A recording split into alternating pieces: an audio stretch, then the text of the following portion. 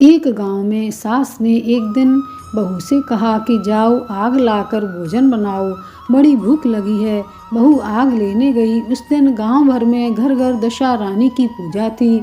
इस कारण किसी ने उसको आग नहीं दी। वह खाली हाथ लौट आई।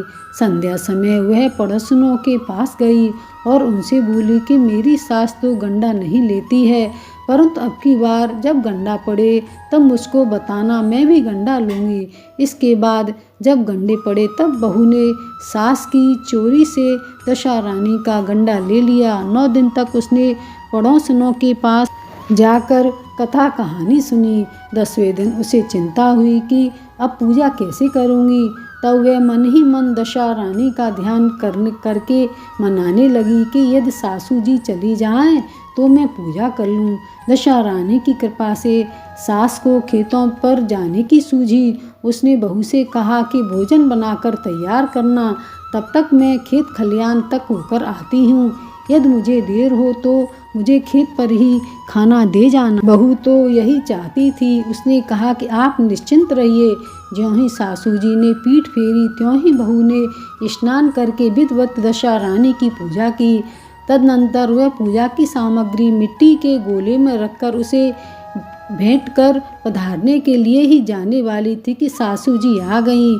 तब उसने जल्दी से उस गोले को छाछ की मटकी में छिपा दिया। सास ने आते ही बहू से पूछा कि तू मेरे खाने को क्यों नहीं लाई। उसने जवाब दिया कि आज मैंने सिर से नहाया है, इसी कारण रसोई करने में देर हो गई है। मैं थाल परोसती हूँ, भोजन कीजिए। सास का गुस्सा शांत हुआ।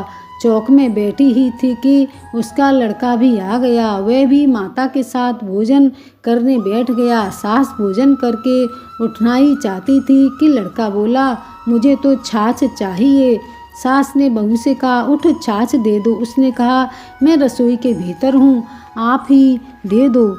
बुढ़िया उठकर मटका लेने गई, परंतु ज्यों ही उसने छाछ की मटकी उठाई कि उसमें कुछ खड़खड़ाता हुआ सुनाई दिया। उसने हाथ डाला, एक बड़ा सोने का गोला था। सास ने आश्चर्य में होकर बहू से पूछा, अरे इसमें क्या है, इसका भेद बता, नहीं तो अभी तेरी खबर लेती हूँ। वह बोली, मैं क्या जानूँ, मेरी दशा रानी जाने।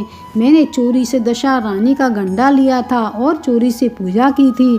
आप आ गईं, इसीलिए मैं गंडा जलाशय में पधारने नहीं जा सकी।